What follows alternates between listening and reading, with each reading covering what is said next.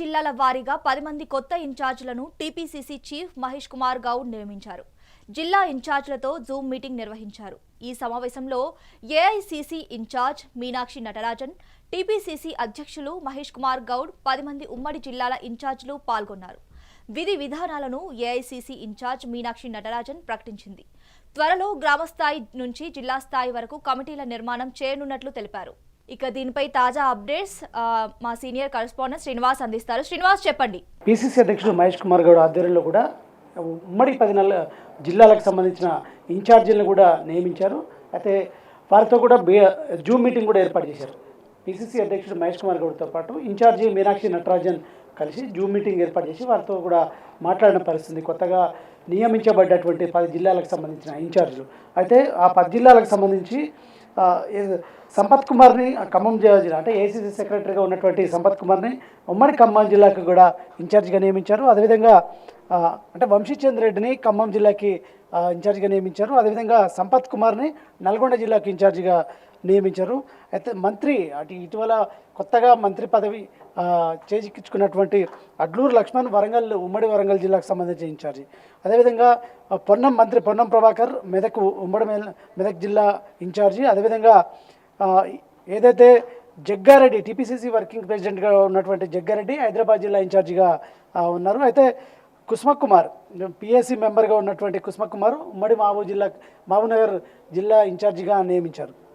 అయితే రాజ్యసభ ఎంపీ అనిల్ యాదవ్ని ఆదిలాబాద్ జిల్లా, అదేవిధంగా అద్దంకి దయాకర్ ఎమ్మెల్సీని కరీంనగర్ జిల్లాకి నియమించారు. అదేవిధంగా అజ్మత్ హుస్సేన్ ఏదైతే అంటే వక్ఫ్ బోర్డు చైర్మన్ ఉన్నారో ఆయనని ఉమ్మడి నిజామాబాద్ జిల్లాకు సంబంధించి, అదేవిధంగా శివసేనారెడ్డి శాట్ చైర్మన్గా ఉన్నటువంటి శివసేనారెడ్డిని రంగారెడ్డి జిల్లా ఇన్ఛార్జిగా నియమించారు. అంటే మొత్తం ఉమ్మడి 10 జిల్లాలకు సంబంధించిన ఈ ఇన్ఛార్జీలకు నియామకం చేపట్టారు. అయితే వీరితో కూడా జూమ్ మీటింగ్ ఏర్పాటు చేసి వారికి సంబంధించి విధి విధానాలకు సంబంధించిన అంశాలతో కూడా వారు మాట్లాడిన పరిస్థితుంది. అయితే త్వరలో అంటే గ్రామ స్థాయి నుంచి జిల్లా స్థాయి వరకు కమిటీలు వేయాలని కూడా ఇప్పటికే భావిస్తుంది. ఈ క్రమంలో కూడా ఈ ఇన్ఛార్జీలు నియమించడం అనేది ప్రాధాన్యత సంతరించుకుంది. ఇప్పటికే బూత్ లెవెల్లో కూడా ఏదైతే కోఆర్డినేటర్లను నియమించింది నియోజకవర్గాలుగా. ఆ కోఆర్డినేటర్లని అటు ప్రత్యేకంగా సమావేశాలు ఏర్పాటు చేశారు. కోఆర్డినేటర్ల ఫీడ్బ్యాక్ కూడా తీసుకున్నారు. అదేవిధంగా వీరిని ఇప్పుడు ఎవరైతే ఇన్ఛార్జిగా ఉన్నారో కొత్త ఇన్ఛార్జీలు వారిని ఇమీడియట్లీ రంగంలోకి దిగి గ్రౌండ్ లెవెల్లో వర్క్ చేయాలంటే కూడా వారిని ఆదేశించిన పరిస్థితి. అయితే ఇప్పటికే పార్లమెంటరీ వారిగా కూడా ప్రధాన కార్యదర్శిని కూడా టీ కాంగ్రెస్ నియమించారు. అయితే గాంధీభవన్లో ఈ నెల 4న జరిగినటువంటి పొలిటికల్ అఫైర్స్ కమిటీ సమావేశంలో కూడా ఏఐసీసీ చీఫ్ మల్లికార్జున ఖర్గే పాల్గొన్నారు. పొలిటికల్ అఫైర్స్ కమిటీకి సంబంధించిన ఆ సమావేశంలో కూడా కొన్ని కీలకంగా వ్యాఖ్యలు చేసి కొన్ని కీలక సూచనలు కూడా చేశారు, దిశానిర్దేశం చేశారు. అయితే సీఎం రేవంత్ రెడ్డి ఉన్నారు. అదేవిధంగా పీసీసీ చీఫ్ మహేష్ కుమార్ గౌడ్తో పాటు ఇన్ఛార్జి మీనాక్షి నటరాజన్ ఇతర నేతలు కూడా ఉన్న నేపథ్యంలో కూడా కొన్ని పెండింగ్లో ఉన్నటువంటి అన్నిటినీ క్లియర్ చేయాలి, నియామకాలు చేపట్టాలి. అదేవిధంగా పార్టీని సంస్థాగతంగా బలోపేతం చేయాలంటే కూడా దిశానిర్దేశం చేశారు. ఈ నేపథ్యంలో కూడా ఆ పార్టీని ఇప్పటికైనా లోకల్ బాడీ ఎన్నికలు నిర్వహించాలని కూడా ప్రభుత్వం భావిస్తున్న నేపథ్యంలో కూడా గ్రామస్థాయి నుండి పార్టీ స్ట్రాంగ్గా ఉంటేనే లోకల్ బాడీ ఎన్నికల్లో గెలవచ్చు. అదేవిధంగా ఎవరైతే కష్టపడ్డ వారు ఉన్నారో వారిని గుర్తించి ఇప్పటికే ఈ పీసీసీ కార్యవర్గంలో అవకాశం కల్పించాలి. మరొక వైపు పెండింగ్లో ఉన్నటువంటి కార్పొరేషన్ పదవులు వారికి ఇవ్వాలంటూ కూడా ఇప్పటికే సూచించిన పరిస్థితి. ఇంకోవైపు నియోజకవర్గాల్లో ఉమ్మడి నియోజకవర్గాల్లో ఇప్పటికే నేతల మధ్య సయోధ్య లేదు. అదేవిధంగా తగాదాలు గ్రూపులుగా విడిపోయి కూడా గొడవలు జరుగుతున్న పరిస్థితి కనిపిస్తుంది.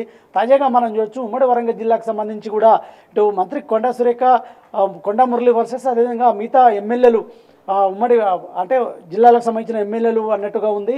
ఆ గొడవ తారస్థాయికి చేరింది, హైకమాండ్కు తలనొప్పిగా మారింది. ఈ క్రమంలో కూడా ఆ గొడవలను సద్దుమణిగించే విధంగా కూడా క్రమశిక్షణ కమిటీ రంగంలో దిగింది. పీసీసీ అధ్యక్షుడు రంగంలో దిగి వారిని వారి మధ్య ఉన్నటువంటి గొడవల్ని ఆ గ్యాప్ను తగ్గించే విధంగా ప్రయత్నం చేస్తుంది. మిగతా నియోజకవర్గాల్లో కూడా ఇదే పరిస్థితుంది. ప్రధానంగా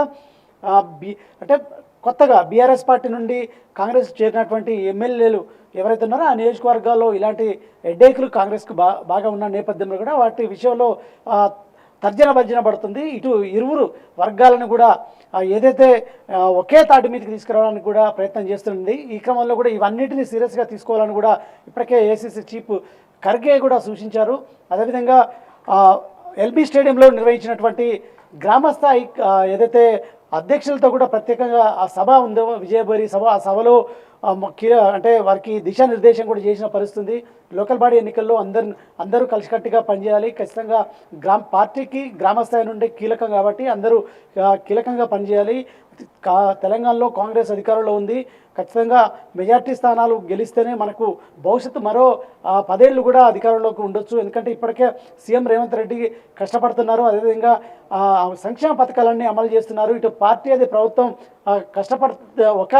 ఒకే కలిసికట్టుగా పనిచేస్తేనే కూడా విజయం సాధించవచ్చు, మెజార్టీ స్థానాలు ప్రతిపక్షాలను తిప్పికొట్టచ్చు అంటూ కూడా ఇప్పటికే దిశానిర్దేశం చేసిన నేపథ్యంలో కూడా ఈ ఉమ్మడి జిల్లాలకు సంబంధించిన ఇన్ఛార్జీలను నియమించడం అనేది అంటే ఈ వ్యవహారాలన్నీ సద్దుమణించేందుకు కూడా దూకుడు పెంచింది టీపీసీసీ.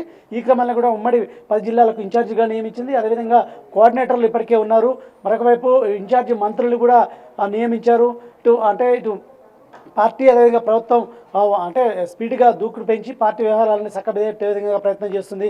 ప్రభుత్వ పథకాలు గ్రామ స్థాయిలో కూడా తీసుకెళ్లాలని కూడా ఇప్పటికే ఖర్గేతో పాటు ఏఐసీసీ సూచించిన నేపథ్యంలో కూడా అవన్నీ అంటే ఒకే 2 జోడెట్లుగా ప్రభుత్వం పార్టీ పోవాలని కూడా సూచించిన నేపథ్యంలో కూడా ఇవన్నింటినీ ప్రజలకు తీసుకువెళ్లేందుకు కూడా ఇన్ఛార్జీలని పార్టీ నియమించిందని చెప్పొచ్చు. Thank you Srinivas.